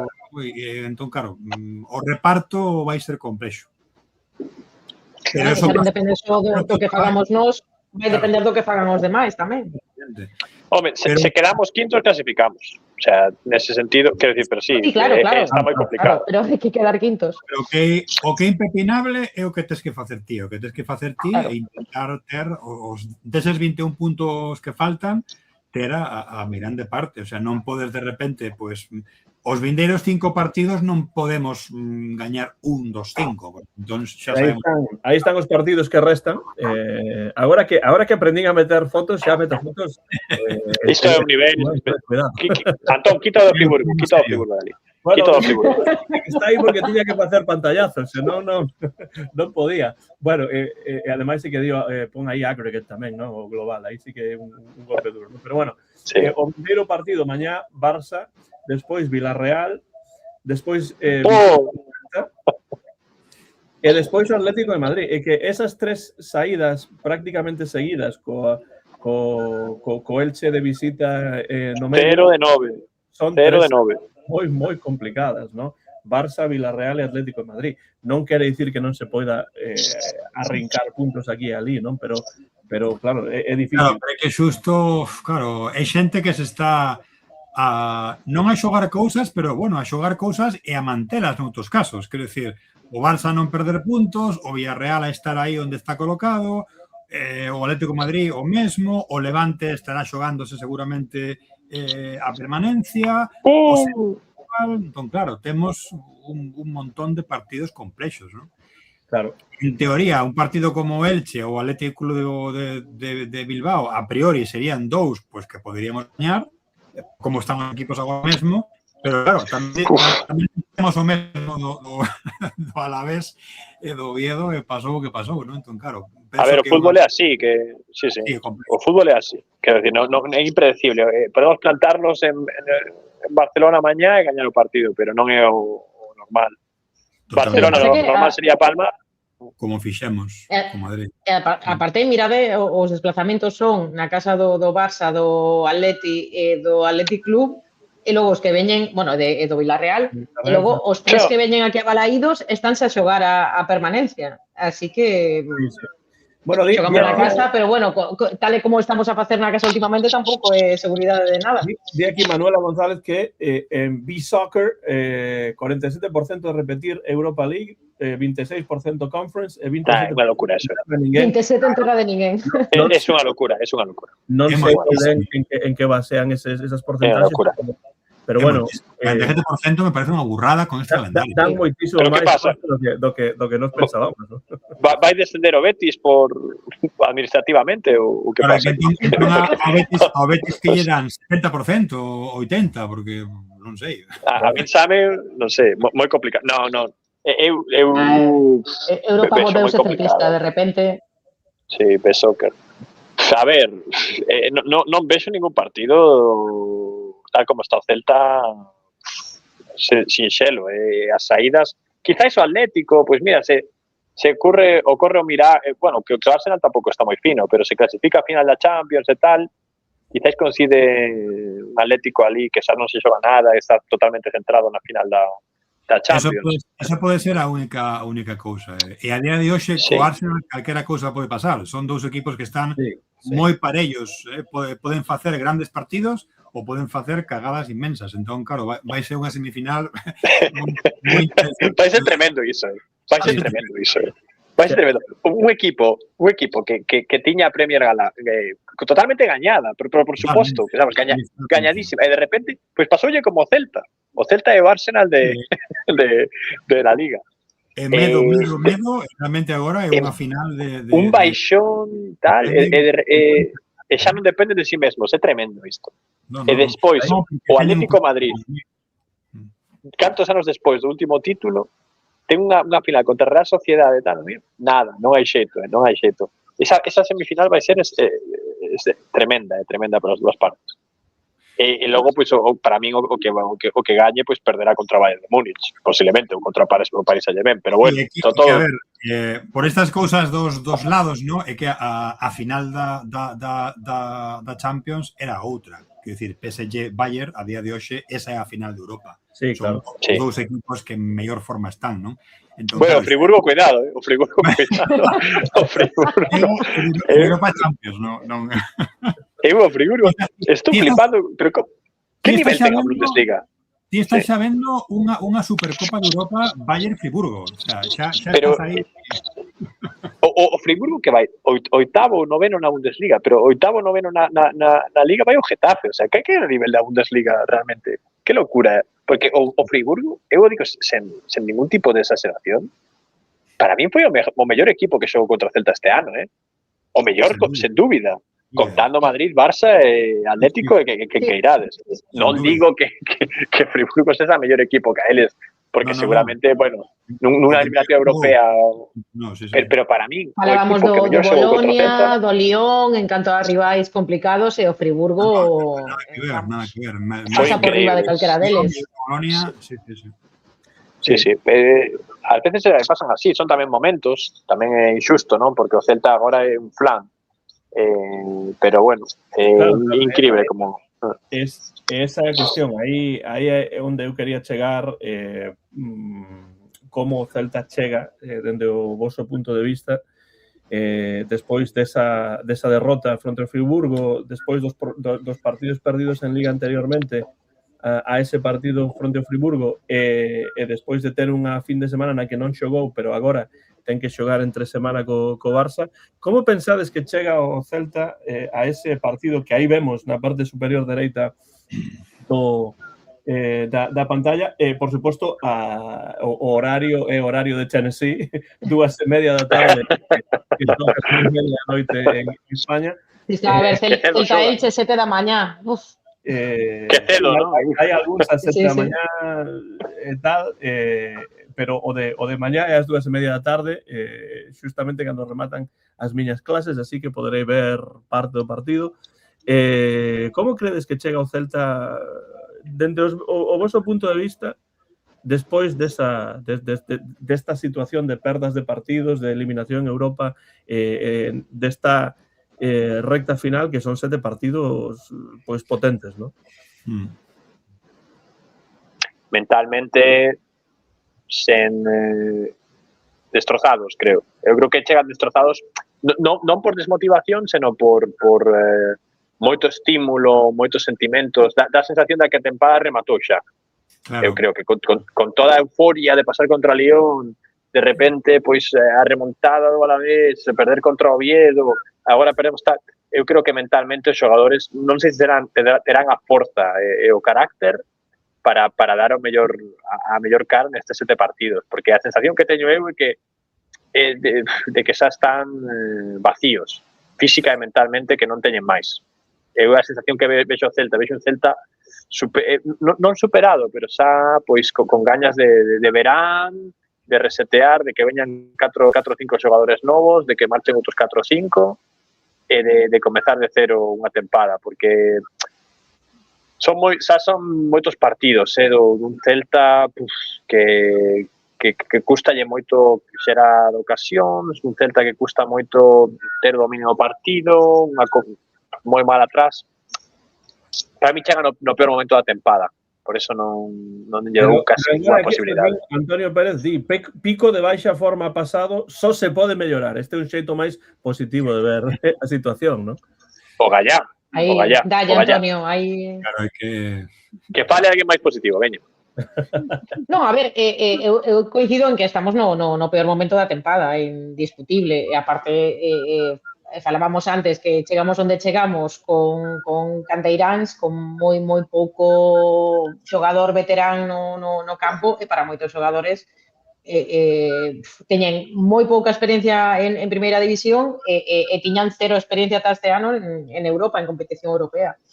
Entón, sí, eu penso que sobre todo os máis novos valles pesar mentalmente o que se iba a pasar nas últimas xornadas. eso se pode mellorar, como di Antonio, pois sí, hai que pensar así.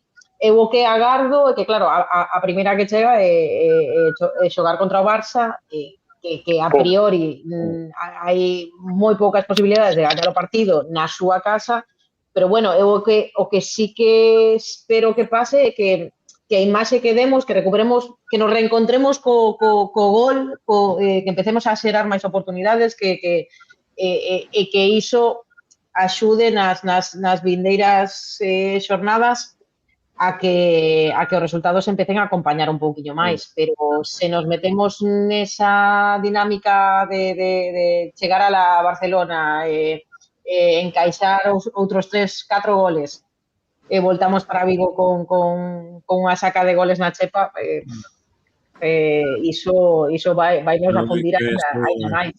Eso vai ser complexo. Supoño que estarán traballando neso, agora pois hai unha... o tema psicolóxico trata moito mellor que antes, algo que evidentemente está aí. Tamén é certo que bueno, para dar ese marxe de mellora que é moi complexo xa dar a temporada por rematada e desfondar cando, claro, se quedaran 3 xornadas todavía, pero que son 7, son moitos puntos, e non podes tirar pola borda o bo traballo feito ata o de agora, salvación incluída, e agora, pois, facer uns partidos horribles, non? Eso hai que intentar subir a concentración da mellor maneira posible, non?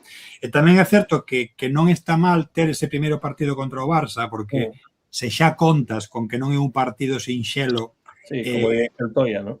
Claro, sería diferente se o primeiro partido fose contra o Elche, porque se te pasa unha cousa parecida ao que te pasou co Alavés ou co Oviedo, entón sí que... Cuidado. Claro, afundes máis. Pero dalle un poquinho de presión á situación. As co Barça, claro, sempre cando, pois, o que falabades, non? Que sexa, pois, unha derrota non moi abultada competindo, non? Porque eso pode pasar. O Villarreal, pois, tamén, non? Entón, bueno, dá un pouco máis de marxe, comeza, pois, eso, temos un partido máis para probar cousas, e dar tamén un pouco de tempo a ver se recuperamos e conseguimos, pois, eu penso que unha das principais vías de mellora pasa sí ou sí por esa estabilidade defensiva, non? É unha cosa colectiva, temos que equilibrar outra vez defensivamente e ter eso, non estar penalizados tanto por esa falta de contundencia cando temos ocasións, intentar ter máis acerto e conseguir, pois, subir o máis posible ese ritmo competitivo durante máis treitos do partido, non podemos xogar, pois, ben media hora dos 90, non? Hai que facer iso, non? Entón, eso... Chega ben o Barça, chega ben o Barça. Exactamente, non? Cada un dos rivais chegan... Ademais de chegar ben, penso que chega sabendo que este é o título que vai conseguir. E pode proclamarse campeón matemáticamente mañá? Pode ser? Ou non é matemático todavía? Non, son moitos puntos todavía. Non, porque son 9 puntos, quedan 21. Vale. Antes do clásico podería, se Madrid perdese todo, antes do clásico seguro, porque o escoitaba hoxe, pero non sabía se... Sí, que se a diferencia non cambia, serían, eso, quedando tres xornadas, porque son 20 puntos. E iso pode mudar, porque tamén, vamos, a todo agora, pois o Madrid pode perder, o Barça tamén pode perder, entón, bueno, podemos pasar de 9 a 6 rapidamente, entón, claro, a cousa vai ser así, non? Pero o Barça está mellor que o Madrid, moito mellor. Está mellor que o Madrid, o Barça é un equipo máis serio. Na miña opinión, tivo mala sorte na eliminatoria de Champions contra o Atlético. A ver, mala sorte. Xogou con 10, non sei cantos minutos, 90 minutos ou 80 minutos entre os dos partidos. Bueno, pero foi superior ao Atlético, mereceu no segundo partido, a verdade é que mereceu a remontada.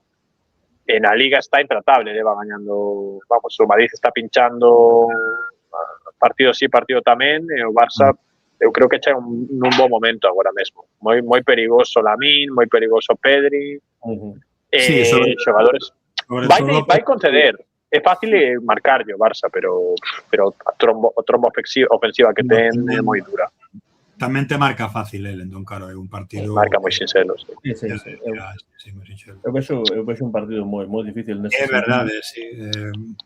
É o título que vai ter, entón, claro, vai a controlar eses 9 puntos de diferencia, penso que é máis que suficiente. O que está claro para min é que nestes partidos finais de tempada é o que dicía alguén no chat que é un momento de realmente animar, axudar ao equipo todo o posible os que estean embalaídos, porque realmente é un obxectivo claro que estivo e que está aí pois moi preto e que pode pois perder nos últimos momentos, non? O apoio, penso, dos seareiros será importante, porque claro, é certo que os que vades a Balaídos a ver os partidos en directo, os que pagades os cartos para estar aí, pois non tivesteis moitísimo disfrute desde o punto de vista dos resultados en Balaídos esta tempada. Era algo que é evidente que os que vemos todos os partidos, pois evidentemente disfrutamos co Celta fora da casa, pero non é o mesmo que ver un Celta que gaña partidos na casa, que está intratable en Balaídos, cousa que pasou a tempada pasada, pero non está a pasar nesta, non? Entón, agora é o intre, eu penso, dese esforzo final, tanto por parte dos xogadores que penso que non están no mellor momento físico ou psicolóxico, pero tamén por parte da afección, non? Creo que por parte da afección dase unha cousa feita. Creo que a xente vai estar ata o final co equipo e sí que é unha mágoa para todos os que estamos embalaídos todos os domingos, non que deixase de ser ese fortín que era a tempada pasada. Sí que gañamos máis partidos fora da casa, a domicilio estivemos a funcionar mellor, sobre todo no primeiro tramo da tempada, pero na casa sí que deixamos de escapar moitísimos puntos.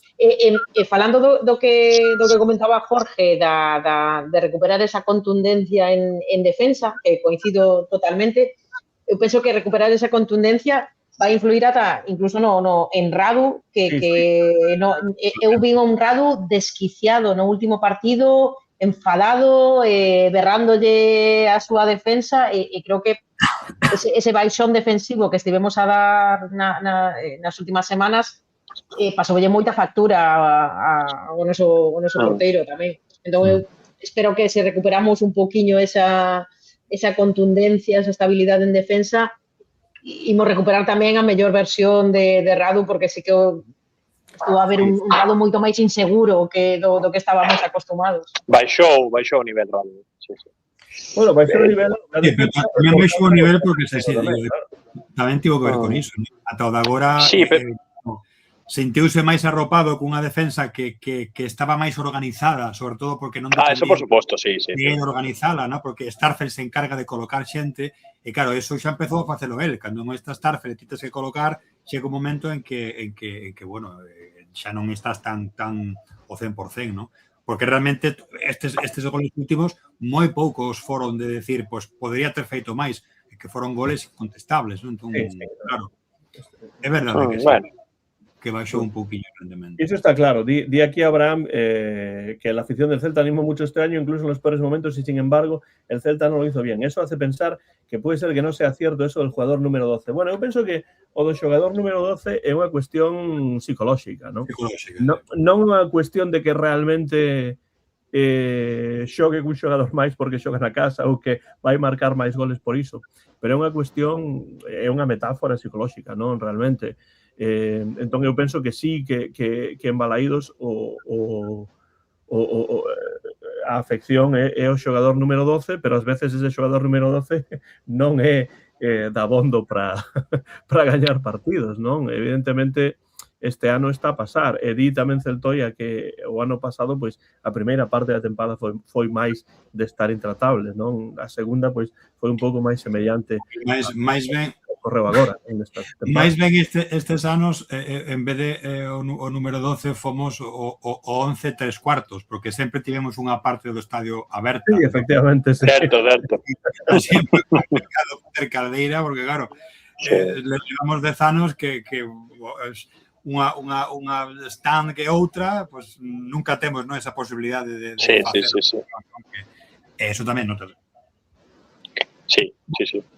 Pois se queredes facemos porra pro partido en Barcelona e despois teño 3 preguntas rapidísimas para rematar o programa. Unha das cales ten que ver co Celta e as outras 2 non tanto, pero bueno. Sí, pero unha sí que ten un pouco que ver. Así que, bueno, quen se anima a dar un resultado para o partido fronte ao Barcelona? Claro, tamén pode ocorrer que, tal e como é o fútbol, pois o Celta rasque un punto e iso pois pode darlle unha moral importante, non? Pero eu vexo moi complicado. Moi difícil. É difícil. O máis optimista que fale. Escoitase o silencio, non? Alguén dá, non dai por... Eu vou dar de derrota, pero se alguén non dá de derrota... No, eu de derrota non. Estou intentando... Adiante. Creo que esta vez vou ser máis cautelosa porque sempre dou un resultado de victoria. Eu vou dicir un 2-2. Okay. Un 2-2 con goles de Juglá e de Fer López. Juglá e Fer López. Ese é outro debate para a parte final da tempada. Se Fer López debe ou non debe quedar.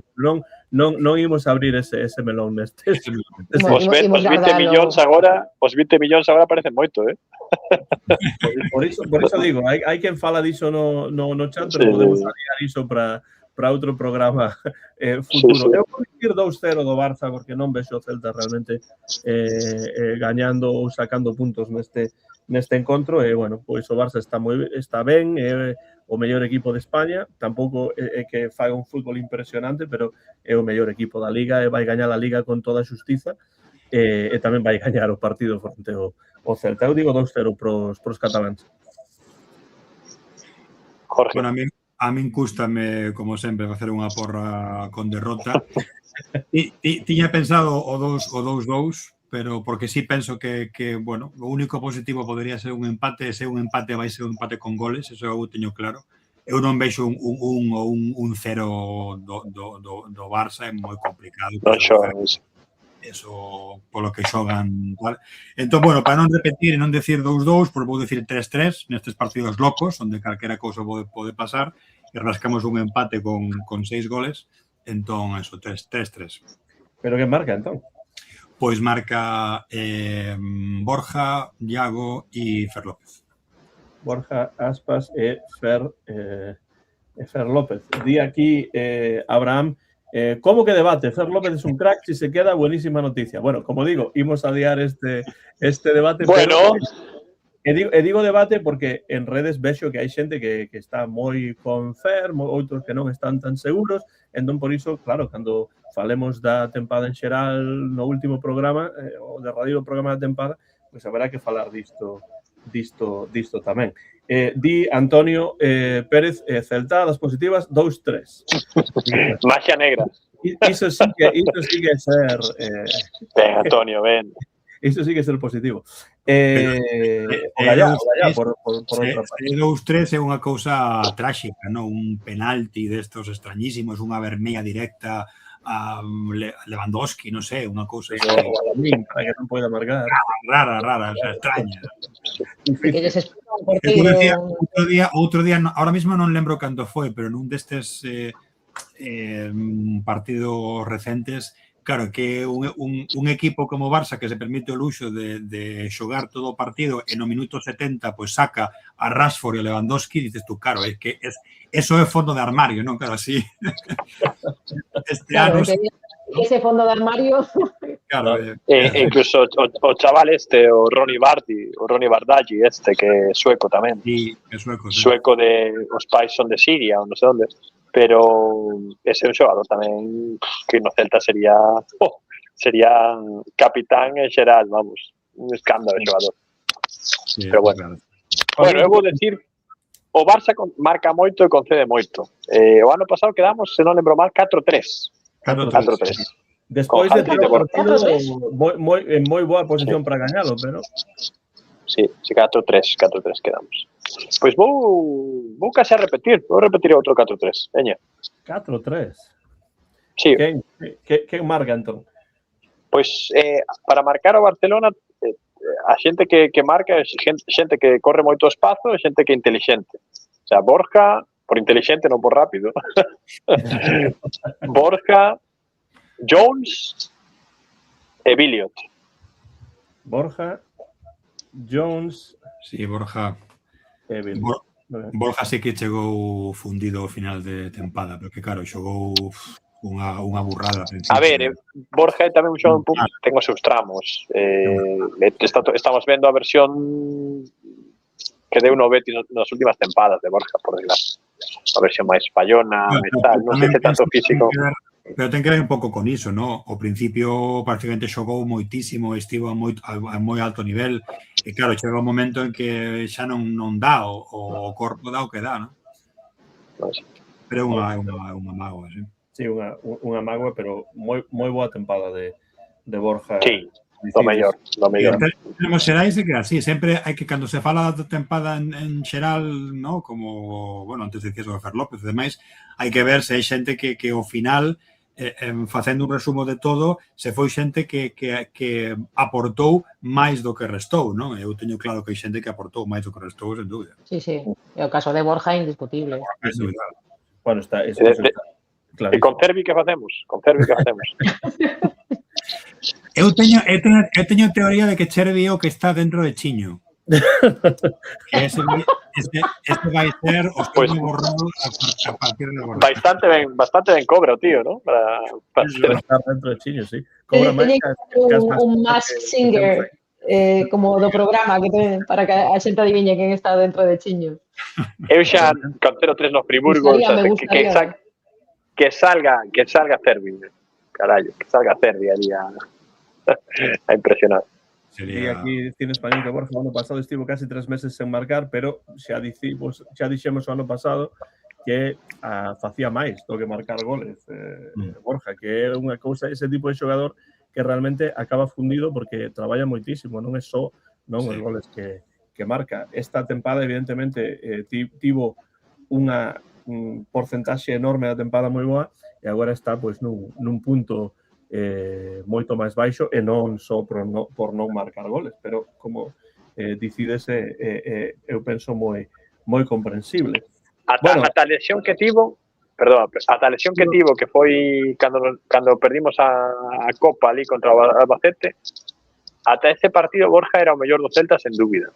E tras a lesión de costas que tivo, as convocatorias coa selección e tal, non é o mesmo. Non é o mesmo, non. Ata a mitad da tempada aguantou moi ben Borja, e despois non de problemas físicos, de baches no rendemento ou que sexa, pero un xogador que é o 40% do que foi ao principio da tempada. Penso que un deses xogadores que precisan o descanso, dos que máis precisan un descanso é Borja, así que, bueno, haberá que ver se xoga ou non xoga, ou se vai convocado ou non vai convocado para a Copa do Mundo, non? Bueno, iso haberá que velo. Bueno, pois, para rematar, estas preguntiñas breves. Ben. Ás veces nos exames de español pois teñen os estudantes algunhas preguntiñas breves aí na parte final para gañar puntos extra. Estas son. Hai 4. Unha delas case que xa a respostastes anteriormente. Quen pensades que gaña a Europa League? Agora, definitivamente, que decides? Que pensades? Quen pensamos ou quen queremos? Non, quen pensades? Quen pensades? Xa respostastes. Agora, quen pensades que vai gañar a Europa League? O mellor equipo é Aston Villa. Sí. Eu vou dicir o Aston Villa tamén. Eu creo que sí. Non é o que quero que gañe, pero eu penso que sí. Sobre o papel, se falamos dos 4 a un partido único, ten moitísimo máis dinamita e xogo que os outros 3, sen dúbida. Que vai cuarto na Premier, Jorge? Cuarto ou terceiro? Quinto, sí. Outro día, de feito, tive un partido frenético de ir gañando 3-1 ao Sunderland, empatou o Sunderland 3-3 no 80 e pico e gañou 4-3 no 90 e algo. O sea, é un equipo que responde e ten moitísimo gol, xoga ben. está aí, eu penso que vai clasificar tamén seguro para Europa o ano que ven. Para Champions, por méritos propios. Sí. É un equipazo, Hai unha emisora de radio por satélite que teño no coche na que falan só de fútbol. Hai 2 programas, Grumpy Pundits, e outro que é un programa WTF que está presentado por Eric Winalda. Lembrades a Eric Winalda de Estados Unidos 94? Pois agora ten un programa sobre fútbol nesta emisora. Nos 2 programas falaban diso precisamente de esa capacidade de resposta que ten ese equipo que é impresionante, desde logo. Eu penso que o Friburgo, eu vou dicir o Friburgo, creo que o Friburgo pode gañar a Europa League. Impresionoume moito o xogo e, bueno, penso que non é o mellor dos equipos que quedan, pero cuidado co Friburgo que eu penso que pode gañar a Europa League. Bueno, baixamos a Conference League. Na Conference League temos a Rayo, Strasburgo, Crystal Palace e Shakhtar. Quen gaña a Conference League, na vosa opinión? Pois mira, vai gañar o Crystal Palace con goles de Larsen. Con goles, claro. Con goles de Larsen, vai gañar.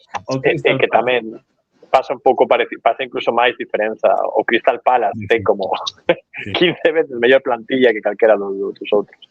Pero bueno, que é fútbol, que é fútbol e que agora ve no... Contra quen xoga semis ou contra o Shakhtar, non? Contra o Shakhtar, sí. Shakhtar, bueno, Palace, Rayo... Ao final pode ser A Crystal. final eu vexo un Crystal Palace Rayo. Claramente. Sí, eu creo que esa vai ser a final. Bueno. Eu iría por o Rayo a morte, pero creo que o Crystal Palace nun día normal ten que meterlle 4 ou 5 rayos en despeinarse. Sí, eu vexo un Crystal Palace. Eu vexo o Europa League e Conference en mans de equipos ingleses, sí. Como xa comeza a ser habitual, Además, se gaña o Crystal Palace a Conference, se monta un lío destes tremebundo, porque pode haber máis equipos que podan xogar Europa o ano que ven, entón pode ser unha desfeita eso. Sí, efectivamente. Pois eu penso que sí, eu penso que o Palace gaña Europa League. Bueno, falta Champions. Quen pensades que vai gañar a Champions este ano? Non quen queredes, senón quen pensades. Bayern Múnich. Eu penso que sería moi difícil, aínda que os dous están aí, o PSG e Bayern Múnich, penso que o Bayern Múnich está un pouquiño mellor posicionado. Bayern Múnich é un equipazo. Está intratable. É moi difícil, non é doado, pero vou dar o campanazo, non sei por qué teño a sensación de que vai gañar o Atleti. Eu tamén, Joaquín, eu teño esa sensación, non sei por qué vai gañar o Atlético. Sería xa a guinda, ¿no? Para a trayectoria do Cholo, ¿no? O ese título que lles falta o que nunca consiguieron, ¿no? Pues sería xa a forma de que Griezmann se despide. Que creo que o Arsenal vai chegar tan xusto coa tensión da Premier e tal, que vai chegar desfondado, vai pescar aí en Río Revolto, vai pasarse en Mercelo a final, e na final o Atlético coas súas tretas tácticas, etcétera, e xogando tamén, porque cando xoga o fútbol a veces, pues Julián é un espectáculo, Marcos Llorente un xogador físicamente de outro planeta, Juliano é rápido. Pode ser a última tempada de Griezmann, pode ser. Sí, marca MLS agora. A min alegraríame por Griezmann que levase con el este título. Mira, no ano do como lle chaman o nadaplete do Real Madrid, pues aínda por riba que outro equipo da cidade gañe a Champions, pois debe doer un pouquiño. Terías a certa xustiza poética, ¿no? Que un ano onde ha habido equipos que han dominado, pues que chegue a final, que eu sí creo que é moi posible que chegue a final. Eu tamén o vexo chegando. O Arsenal vai estar máis preocupado de outras cousas, entón, claro, ao final pode, que sería unha traxedia, quero dicirse, o Arsenal pode tamén facer un nadaplete pode ser tráxico para Arteta, Non, ese é para pechar o clube. É para pechar o clube. Sí, sí, Bueno, É para pechar. Pero pechar o clube de... Vai telo moi complicado aí. Porque decían que querían o treble, está quedando xa, hai que dar mal, ¿no? Bueno, Personal, porque tengo feminino aí facendo o propio, porque... Pois as mozas do Arsenal, non? Hai que pechar o clube. A partido único logo pode pasar calquera cousa. Sí, claro. Tamén o Bayern pode ter un día regulero e poden dañar, claro. É así. Para mí o mellor equipo é o Bayern. Sí, para mí tamén o mellor equipo é o Bayern, sen dúbida, pero cuidado porque o Atlético... Hai que respetar tamén o campeón. Pode ser o Dark Horse, non? Que din, o tapado, non? Aí para... Non, e tamén é verdade que o PSG está xogando moi ben, quero dicir, ten un equipo que ten aí unha xente que mete medo, non? O sea, eu vin outros partidos co Liverpool e claro, foi un 0-4 contundente, quero dicir, que non hai que rascar. A día de hoxe é un equipo que te torea como quere, non? Pero creo que Vitinha marcouse, creo, O Vitinha é importante. Dos do ano pasado, Vitinha creo que non está ao nivel que estaba, non? Pero claro, da igual, creo que aí teñen unha xente, unha calidade... É que Luis Campos ficha moi ben, Jorge. Luis Campos ficha moi ben. Ficha moi ben para PSG. Nos procenta? A nós non nos fichaba tan ben. Mas non para o Celta, mas non para o Celta. Os franceses, sim, mas non para o Celta. A ver se fai o Kvaratskhelia ese xa podía descubrilo antes de, non? O Luis Campos que tanto sabe. O Kvaratskhelia que viña, bueno, en fin.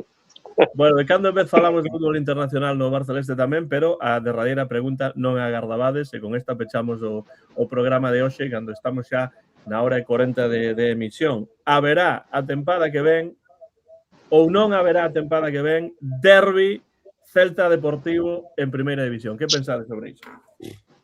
Eu penso que non. Eu penso que non. Eu penso que non. E non estou dicindo que non queira que suban. Que sempre hai unha certa, bueno, alegría. Que tampouco. Parte tamén. Pero A segunda é moi...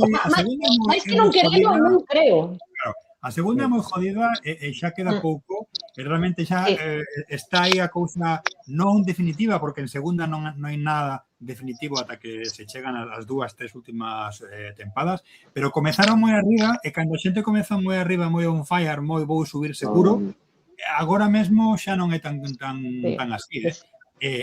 Como moito, supoño que poderán quedar para xogar o playoff. Ascenso directo, penso que xa non é... É moi complicado. Posible, moi complicado. Eu pregunto isto porque neste intre con 6 partidos que restan, o Deportivo está segundo, con 64 puntos, hai moita igualdade, o Racing semella que está... O Racing pero bueno, hai esa posibilidade de que despois de moito tempo o Celta e o Deportivo poidan voltar a verse as caras en primeira división, non? Eu teño a corazonada, así como teño o Atlético de Madrid que vai gañar, tamén penso que o Deportivo vai subir a primeira esta ocasión. Non sei se directamente ou a través do playoff, é duro a través do playoff, porque despois de toda unha temporada... O playoff o Deportivo non lle vai ben. Pero é favorito, non? Agora creo que é dos favoritos para subir. Claro, en segunda, sí. Estamos falando de unha diferencia de puntos moi pequena entre o primeiro e o cuarto, por exemplo. Pero eu creo que a banca de Coruña ten un plantel moi duro, ten un plantel moi... Sí, quero decir, ten un plantel pero creo que hasta para subir e xogar Champions League directamente o ano que ven. A min é como me pintan o equipo, moita xente. Non, a ver, agora falando en serio, para mí ten un plantel para subir, sen dúbida, ese non sube problemas, problemas porque terán a Jeremai o retes unha, quero dicir, a tempada que ven Jeremai en segunda se quedará que se quede outro en segunda, pero bueno. Sí. Para dicir Celtoia, haberá derbi en segunda co Fortuna. Celtoia tamén pensa que Almería e Racing van ser os dous que suban directos, pero hai un terceiro que despois podría ser tamén o Deportivo a través do sí, estaba Estaba aí o Castellón, pero tamén pinchou nas últimas xornadas, entón, bueno, hai moito. O Almería onte tamén fixo un partido de escándalo ante o Málaga, entón, bueno, están aí realmente é complicado. Sempre os dous postos directos sempre soen ser para os que teñen sempre un chisquiño máis de acerto, ¿no? E o Burgos tamén está metido na pomada, quero dicir, o final é que sí. Se non subes La directo... segunda división sí, é un Cristo, segunda división, Cristo, vamos. É que eu tamén penso que se non suben directos, claro, van a ter complicado. Porque hai vos equipos en segunda división, son moitos, porque son moitos partidos, quero dicir. É a típica idea inglesa, non? Dos 22 equipos orixinais, non? Claro, se non subes entre os dous primeiros, despois o terceiro o sexto, claro, de terceiro ao sexto, pois é complicado porque sí que é realmente unha verdadeira lotería, non? Moitas veces o terceiro non sube, non? Entón, claro, no, de feito, case nunca. De feito, case nunca, sí. Sí, sí. É certo, non? Di que na segunda soen subir, dice el Toya, na segunda soen subir os que veñen de atrás para adiante polo pico de forma ao final da tempada. Entón, penso que hai case que un consenso no chat que non haberá derbi en primeira co Celta Deportivo. Eu penso que sí, que o Celta, que o Deportivo vai subir. Bueno, tamén algúns de vos pensades que non, pero faltan 6 partidos, en primeira 7, pero en segunda 6, e hai moito que xogar aínda. Non sei se tedes un comentario final para rematar a emisión, senón, pois, non nos queda outra cousa que agradecer a vosa presenza e tamén da audiencia no chat e dar o berro celeste. Algún comentario final, Susi, Jorge, Joaquín? A eso quería decir que non vi ningún partido deportivo, quero decir que non teño nin idea de se son vos ou non, pero por presuposto teñen unha, como se di agora, unha chetada increíble, vamos. Teñen que subir sí ou sí, senón é un escándalo. Pero bueno, sí. Pero sí, é verdade que ao final nunca sabes, hai tres puntos entre o segundo e o quinto, sexto, entón, claro, aí quedando 6 partidos é complexo, non? E tamén é verdade que o que decía ao principio, gañaron moitísimo moi seguido, estiveron primeiro, segundo durante moito tempo, e cando iso pasa, a ver, é claro que están aí, seguen aí, e van estar evidentemente na pomada, pero bueno, vai ser complexo, non? Pero sí, debería, quero dicir, por todos os cartos que levan investidos e a xente que teñen, era un candidato claro, non? Eu vin algún, porque en algunha das plataformas que teño aquí, ESPN Plus, teñen algúns partidos de segunda división, vin algún, coincidiu que os que vin non foron vos partidos do Deportivo. Non sei se foi simplemente coincidencia ou que era unha parte da tempada. Pois tes que mirar o playoff, O playoff mirarei no seguro. Eu partidos enteros non vin, pero si vexo todas as semanas os resumos na segunda, na galega. É imposible non ver. Claro, é que sempre, exactamente, é que adican tanto espazo ou máis ao Deportivo que ao Celta e a primeira división. Entón, ás veces é que tremebundo, pero bueno, sí que teño visto cousas.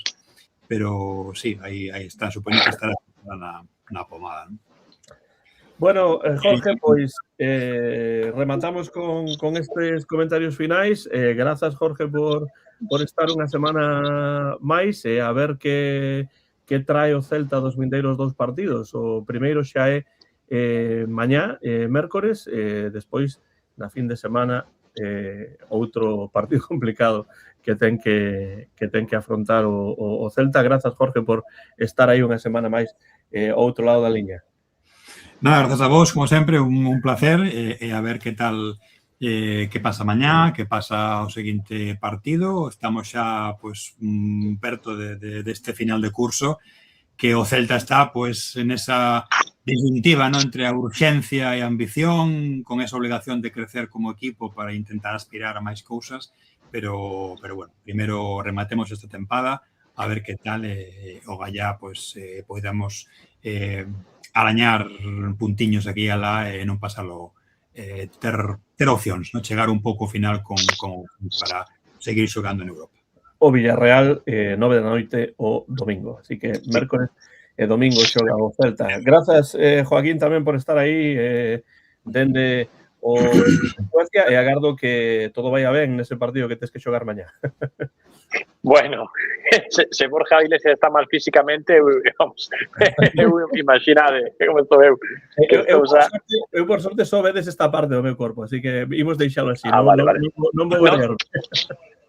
Muscularmente moi ben, pero que fixen un par de adestramentos co equipo e non estou para xogar unha parte. Non estás como Starfelt nos seus mellores momentos. Non, estou acabado. Cardiolóxicamente acabado. Entón veremos como se informaré, pero bueno. Mala pinta. O equipo non promete moito, a verdade. Se gañamos. O importante é facer exercicio e que a saca non este chea de goles. Isto é ben importante. Exacto. Pois unha aperta a todo mundo. Un placer falar do Celta e da vida. E unha aperta tamén para Susi. Grazas por estar aí unha semana máis. Bueno, se podes, a vindeira semana estaremos de volta. Sí, a ver se con un pouco de sorte a próxima semana falamos de mellores sensacións do equipo e bueno, encantada de estar aquí con vos, unha aperta a todos e bueno, vémonos o próximo martes. Pois sí, bueno, aí din que o Cumbres está a nivel do mellor Bamba, non sei se iso é algo positivo ou non tanto, pero bueno, aí queda o comentario de Antonio. Sabes que teño a camiseta de Bamba. Sí, claro. Claro, vale. Como non? Por suposto, é que é unha lenda. Foi un bo agasallo que me deron. É que despois de tanto tempo con bambismo, se non tes a camisola de Bamba, pois é un bambismo pois non sei, de segunda división, non? Hai que estar sempre con Bamba a pesar de todo, Joaquín. Tremendo. Home, Bamba nos seus mellores momentos pois foi campeón da Liga Francesa, cuidado. Claro, efectivamente. Bueno, pois sí, no Celta non tanto, pero en Francia sí que deu o mellor de sí. Quizás deu tanto que despois cando chegou o Celta pois xa non estaba en... Non quedaba nada que dar. Bueno, rematamos, por suposto, con esta bandeirola do Celta e, bueno, eu deixo o balón a botar e vos, desde as vosas respectivas casas, os lugares onde estades, a berrar en sintonía para ver se o Celta saca al menos un puntillo, non? Deses dous. Veña, puntiño. Grazas a todos e a todas e, bueno, como sempre, o de sempre.